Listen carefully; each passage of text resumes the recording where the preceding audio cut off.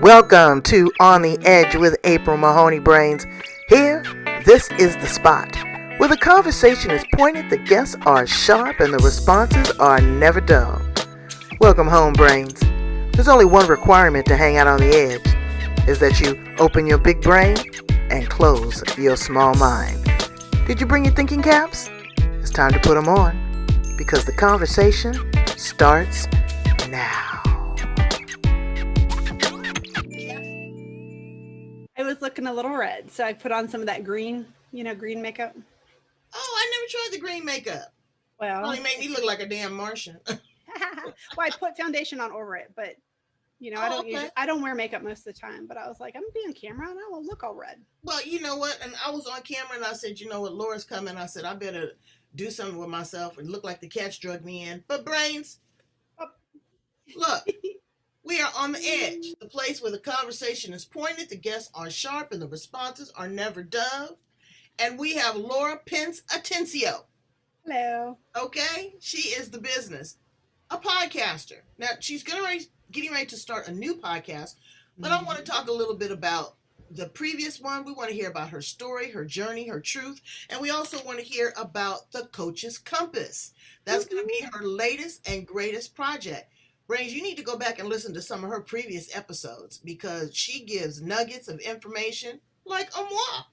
You know, really things that you can sink your teeth into about publishing and selling books.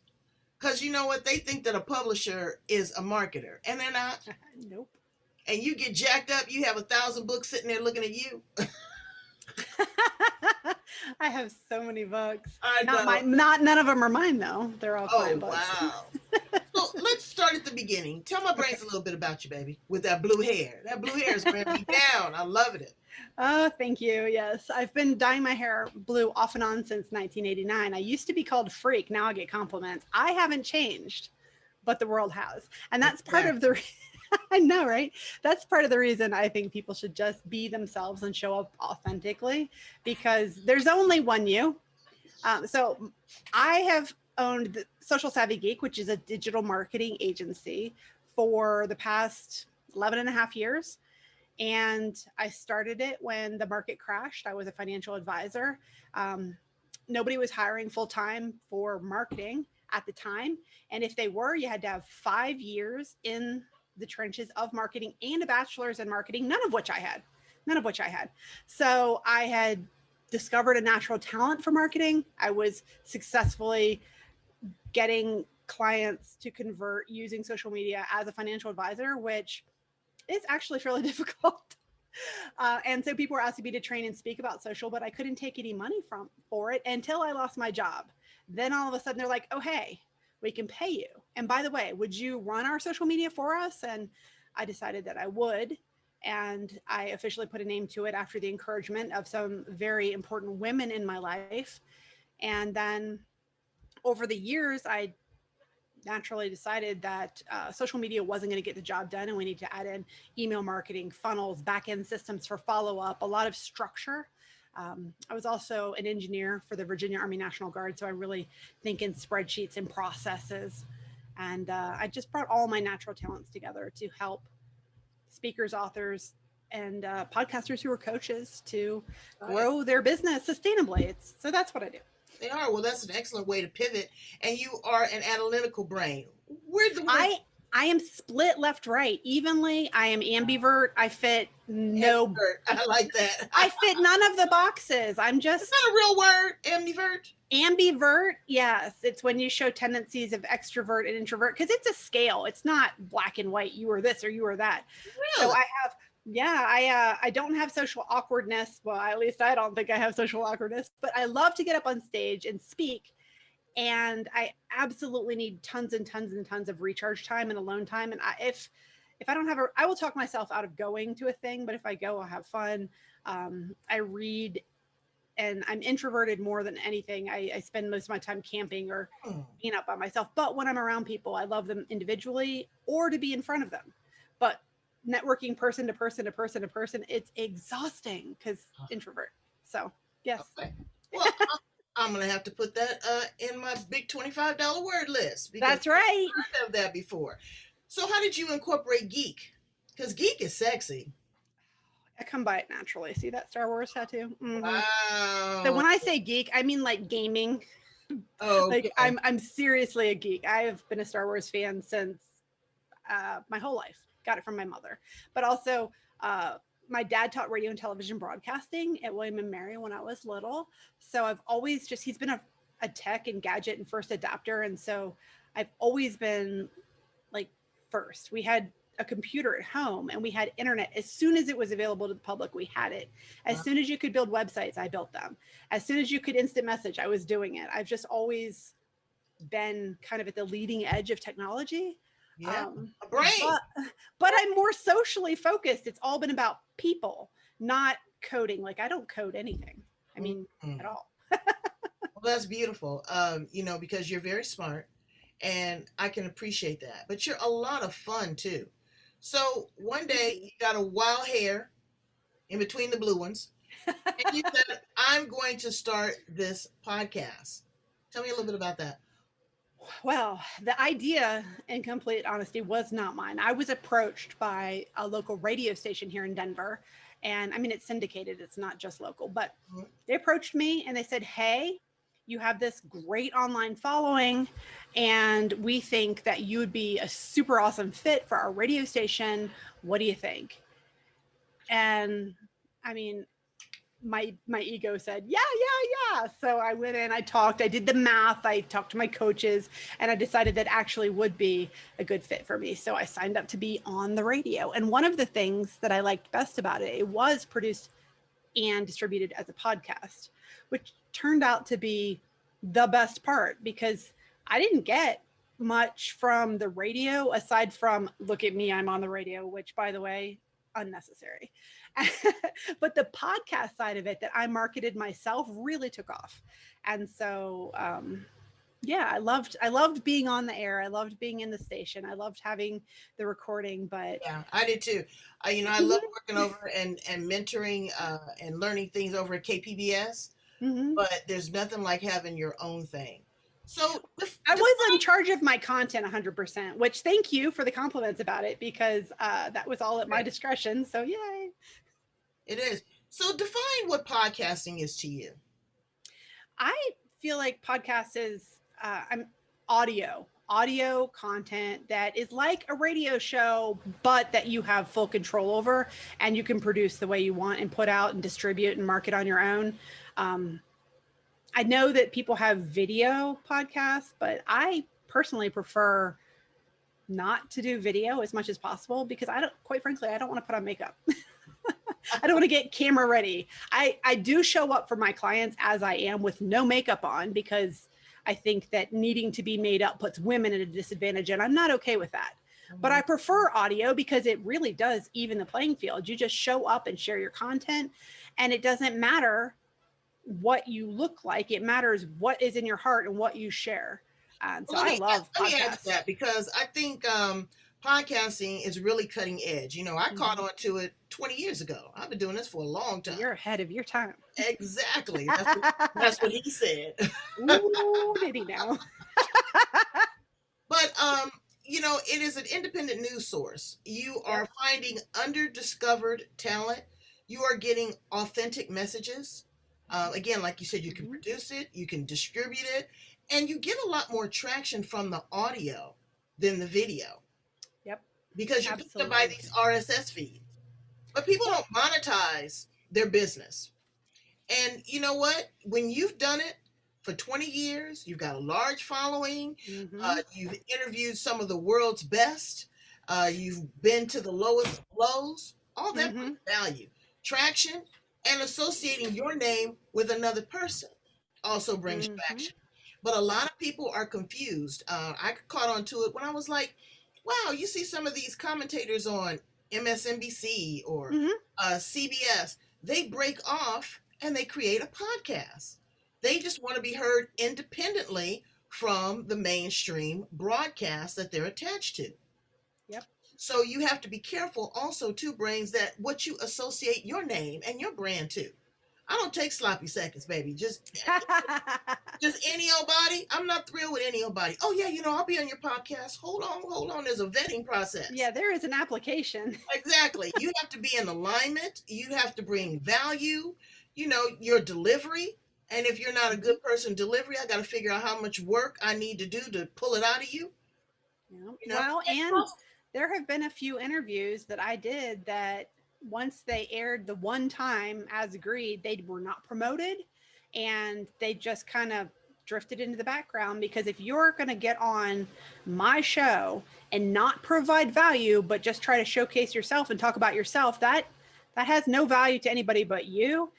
People don't like it. And I'm not going to promote that. Someone who came on and shared their heart and gave a nugget and was amazing, I'm going to promote that. Oh yeah, and and the thing is, they get real crunchy. Well, I don't want to cross promote. I feel like I'm promoting you. That is how you're going to get publicity. Is you're attaching yourself to my name. Well, yeah, and plus, if you want to get a reputation for being a good guest, then you need to show up. You need to give the goods. You need not to be selfish, and then you need to share. Why would I want you on my show if I see that you were on other shows and you didn't even share? Girl. That makes no sense. Because they want the pixie dust. They want you to sprinkle it and make them a huge success. And, it takes work to do this. I'm not a magician. There's a lot of takers, and I am very careful to work with givers. Yeah. I don't actually appear on every show that I'm invited to either. So thank you so much for having me. Well, I don't either. I don't do a lot of interviews, again, because people don't know how to promote you. And another thing is, when you put things up, I don't give my intellectual property. I'm going to give you a link to your interview. Absolutely. I had one woman, bless her heart, I did a video interview with her. Do you know that she went in and was recording it? No, I did audio. She was recording it via video. But the only answers that people were hearing was her answers. They never heard my questions. Oh my goodness. So it was like I wasn't even there. And you can do your own interview show if you want to answer questions. And I said, you know what, you need to take that down, because it is associated with my brand. And I will Google my name in a heartbeat, and I see any trickery out there. Oh yes, because this takes too long to build this reputation. I've had Google Alerts set up since that was a thing. Yeah. Oh, you can Google Alert? Oh yeah, you can set up a Google Alert to let you know if somebody talks about you online. Plus, if somebody talks about me on social, Agorapulse will tell me I have that set up. Yeah. But for general news, what if I'm on TV and nobody told me? Happens occasionally. Really? Because I've been picked up by some of the majors and haven't paid me a dime. But, it's a give and take. Sometimes you can't do it. So, you've refound yourself and rebranded yourself after a devastating loss. Your husband passed away. Can you share a little bit about that with my brains? Sure. So actually that was the end of the radio show, because he passed away September 1st, 2018. It was sudden, unexpected. He went to sleep. He had a heart attack. He did not wake up. And my daughter was 5 at the time. And my focus became taking care of my daughter, making sure that her mental health was taken care of, and also, maintaining my own, but really my focus was on my child, which helped me, because I don't think I would have got out of bed otherwise. But at that time, I was having the absolute best year in business I had ever had. I had, an amazing sponsorship for my podcast and radio show that was, pretty big. And I had other sponsors as well, but things were just going swimmingly. I had clients, I had everything that I had worked for this entire, 8 years leading up to it. And basically all my dreams were coming true. I was happily married. My daughter was doing great. Everything was just fantastic. And then overnight, none of that was true. I still had clients, but as the contracts ended, I wasn't taking on new clients. I went down to the bare minimum, what I needed to do to pay my bills and support myself and my daughter. And I was able to do that because I had an excellent foundation and structure in place. I thank my time as a financial advisor for that. Absolutely. And, I get on people all the time. You never know. You don't have to be old. You don't have to be, suffering with a disease to pass away. No, and you can't count on corporate America and your spouse's job to take care of you, because my husband had a diabetic episode previously and gone into some care. and then started a new job. He had completed his 90 days of training at that job and was eligible for all benefits and then passed away. They told us they would take care of us. We'd get our insurance, our medical, like Cobra, and our, the death benefit and everything. And then I called back after the funeral and they said, oh, no, there's a technicality. He had to show up and work one shift as a regular employee, but he didn't. So you get nothing. So they paid zero. And that was the only insurance he had, because previously he was a race car driver and he was so cool, but he had broken his back and was uninsurable. People who have been in extreme sports will understand that once you leave that sport, you're uninsurable. But anyway, so I was literally on my own, and I have a very supportive family, so it's not like I was adrift. Right. But financially, I was on my own, independent, and I was able to handle it and manage it. And I'm really proud of that. But my focus became time. All of a sudden, time was the thing that you cannot get more of and you want more of. And so my focus shifted from growing my agency to this, multi-million-dollar thing to, I am concerned about my daughter and my lifestyle and my time right now. And what can I do to grow my business ethically and sustainably, as always, but in a way that frees up my time and gives me my life. So I went on the road. I took my daughter and we traveled for a year, and I homeschooled her and we experienced life together. We got our heads, together, and then we came back, and now she's in, a regular public school again. And I'm thinking, but we needed that time together alone. Well, one or two great tips that you have for a person that's, at a quandary and really trying to pivot. Where did you start? I just looked at who I am at my core. I mean, we traveled, we did hotels, Airbnbs, and camping, a lot of camping. I have never been happier in my life than when I've been outside in the woods or by the ocean. I love the outdoors.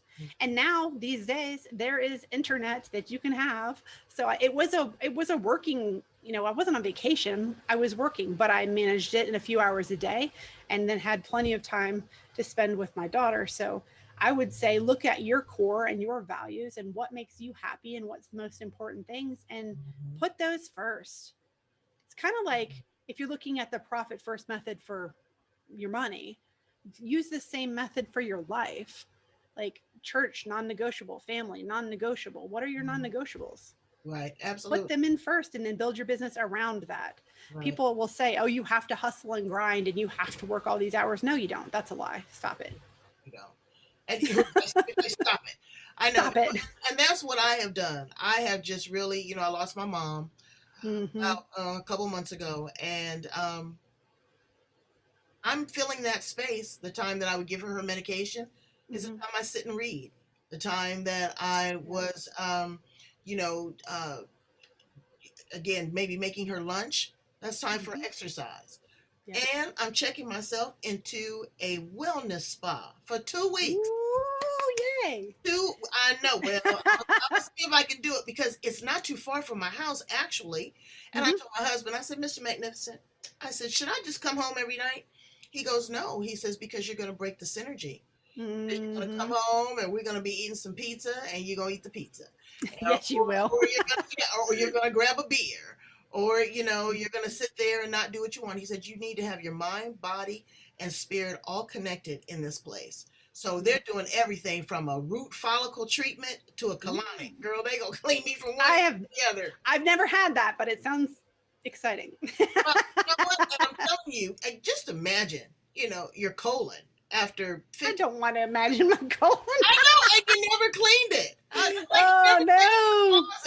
know. So I don't know, but I needed a time to reset, and there's no television there. There is no, internet. You do have a common area for internet. There's, no telephone. You can't talk about business. So for 2 weeks, girl, I'm telling you, I'm gonna come back a whole different human. Ooh, that's brave.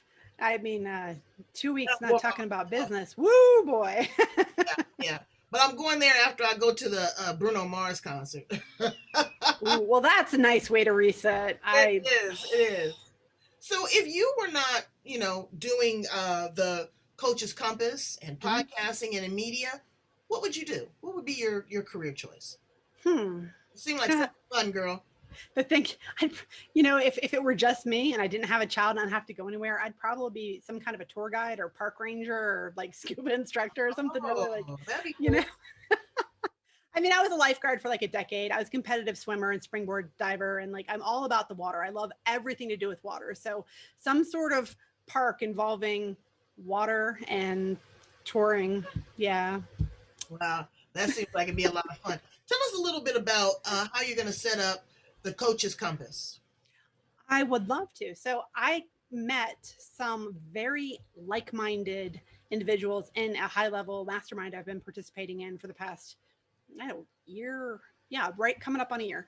And we have seen a lot of kind of negative, even predatory trends in the coaching industry, particularly where it comes to marketing and high-ticket sales or high-ticket programs. And we believe in high ticket programs. We met in one. So we're not knocking them at all. But what we've seen is that there are a lot of coaches who are recommending that people who are brand spanking new and have no business experience start selling high ticket programs right out of the gate. Well, the thing is, too, I tell people a couple things. You cannot be a coach if you're still sitting on the bench. Yes. And a lot of times, and I say a lot of times, you are going to find a disgruntled employee, someone from HR. They got a bad rap, they got fired. Now, all of a sudden, they're the subject matter expert. They know everything about HR. They know everything about getting a job. They know how to coach you. And another thing, people need to pick a coach that is in alignment with their cultural, their spiritual, their financial. All of these things need to be in sync. I mean, I love people, but a 21-year-old, people don't realize that you are holding an individual's life in the palm of your hands. This is nothing to play with. They're looking to you for guidance. They're looking to you for expertise. They're looking to you for your skill. Also, I want a coach that I outgrow. Yes. I want other new, valuable experiences. And the price point. Now, I coach, but I only take 5 clients a year. Me too. Yes. And 5. I coach for 5 hours. You get 5 hard hours with me. I spend more time than that, but it is a hard cap of 5 private clients. Right. I could serve more people in a group, but private clients, I'm just like, I must love you. And it's going to be about 5 a year. You know what? I find that when you're coaching, 3 months, 6 months, it's almost like being in talk therapy. The conversation changes, the dynamics change. They want to become friends. Right. I want to be your friend, but right now this is about business. Right. Well, I'm running people through, it's basically a 9-step process that I've developed for myself. And then the 10th is the implementation. So I have a system that requires a certain number of things, but it's not right for everybody either. And that's the other thing that we found about coaching is that people want to act like the thing that I know, the thing that I teach, the system that I do, the way that I do it is the way that's going to solve all your problems. Woo! No, people are different. Their lifestyles are different. Their goals are different. Their talents are different. Everything about a person. We tell them, show up and be unique, but do it the way that I did it. And if you don't do this one thing that I did and you fail, it's on you. It was your mindset. No. People are different. Woo, girl, you done pegged them. You done pegged them right to the board, okay? People are different, and there are different.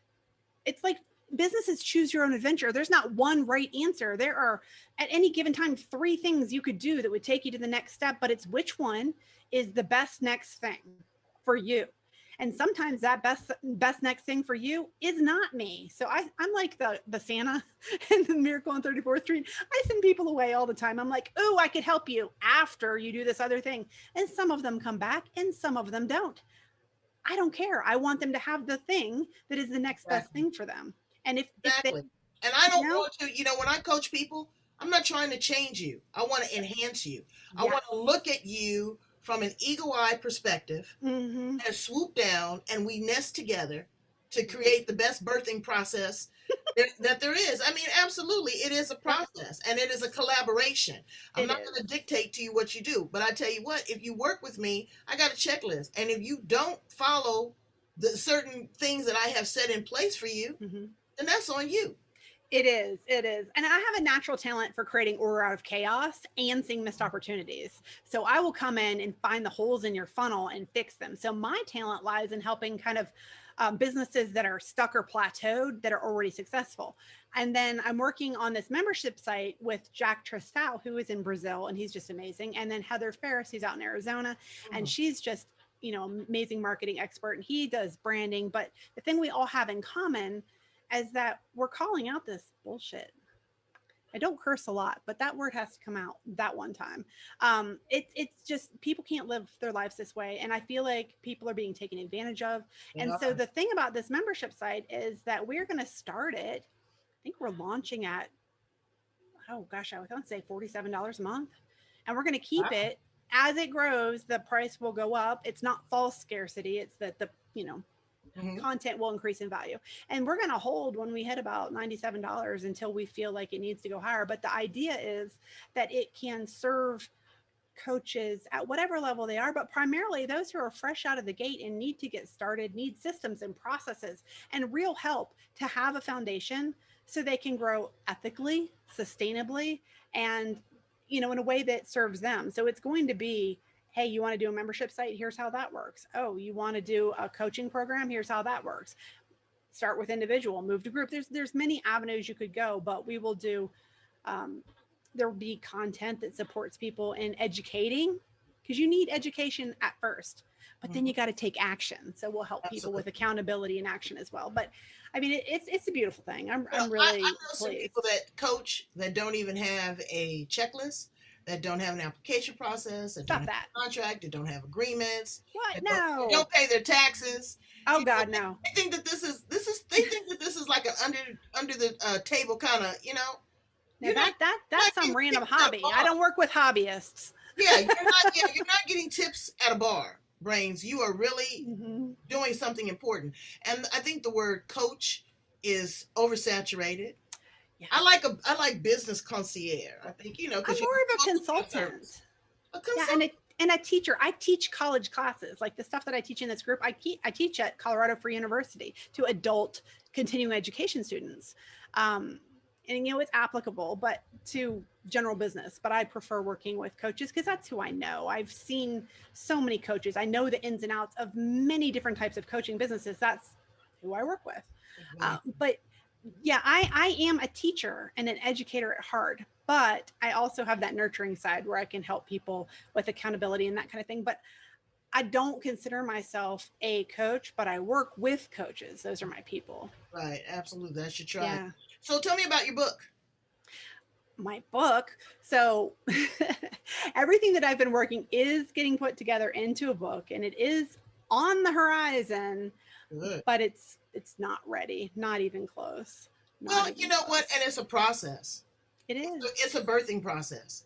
Because I had an outline ready to go and was ready to work with. Actually, I had an outline with a publisher, and then my husband passed and I tabled it. And I thought I would relaunch Social Savvy Geek Show. I thought I would write that book, and then it just didn't feel right. And now I know they were holding space for the Coach's Compass and this group collaborative project. So I will be releasing a new podcast and a new book. And it's not just going to be the me show. Thank God. It's going to be me and Jack and Heather and other experts who come in who have insights and value that we don't have. Because a key part of that is that we are going to make sure everybody who comes on is proven, that we're going to have an ethics board to review and make sure that nobody has done anything that we would be ashamed of. Because I will tell you, I've been in women's organizations, and there have been some where if somebody did something untoward, they were kicked out, and rightly so. And there were some where they're like, oh, somebody stole whatever. And I'm like, wait a minute, what? No, I cannot be in a group with somebody who is known to have done illegal things and that's just passed off. And no, absolutely not. So we will have, ethics standards for our contributors and make sure that everybody's served. Give people 3 tips, 3 suggestions that you would offer when looking for a coach. Sure. So it's kind of a tricky wicket. I would not say don't hire a new coach, because everybody has to start somewhere, but make sure that the time and grade that the coach you're working with has matches what they're presenting, and make sure that they are an expert in the thing that you need help with, because there are amazing, fabulous coaches who aren't the coach for you right now. And then I would say make sure that their lifestyle is in alignment with the goals that you have. If you find someone who is living the life that you want, then you can learn from them, because it will be in alignment. But if you find a coach who is fabulous and living the, the Instagram lifestyle, and they're so this and they're so that, and that's not you, then they're not the coach for you, no matter how fabulous they are. To illustrate this, I love and adore Audrey Hepburn. I love her. She's amazing. She's beautiful. She's stunning. My best friend reminds me of her. She's just so classy and wonderful. And I've always in the past felt a little sad that I would try to be Audrey, and I just couldn't do it. I am a Catherine, and I need to be at peace with that. I am a brash, pants wearing, get stuff done, tell it like it is girl. I am never going to be an Audrey. I admire that in others, but it's not me. So if if somebody wants that, they need to go elsewhere, because I'm going to be over here being a Catherine. Right. Absolutely. Absolutely. And that's equal to, if not greater than, because it's authentic and it's original, such as you. Please tell my brains how to get in contact with you. You have been a wealth of information and so much fun. Thank you so much. So I am Social Savvy Geek everywhere, like on Twitter, on Instagram, on Pinterest, on my website. And now the new project is The Coach's Compass. All of this stuff can be found at my link tree, the link of which you have and can share. So that's right. And I will be linking it. I will be sharing it with the absolute world. Thank you again for being on the edge with me, Laura. Thank you so much. I wish you the best. I'm going to be following you, definitely sharing your wisdom, because you're like me. You get it in 110%. And that's what's important. And you're true about it. And we accept our shortcomings as well, because nobody's perfect. Oh, gosh. I am so far from perfect, but I will tell people when I mess up. That's the key. Absolutely. Absolutely. So here's to you, my sister. Thank you so much for being here on the edge. You are a boss. Thank you. Brains, I need you to go in and handle your business now, okay? I need you to go in and subscribe to LinkedIn, Twitter, Instagram, Facebook, YouTube. That's where my tribe lives. That's where you're going to be finding a bunch of edgy conversations. We talk about everything from soup to nuts. We've got great guests. We've got great interviews. And we also have a space for you. So I will talk to you again soon, Laura. Thank you. And you're so welcome. Thank you. Blessed. You are.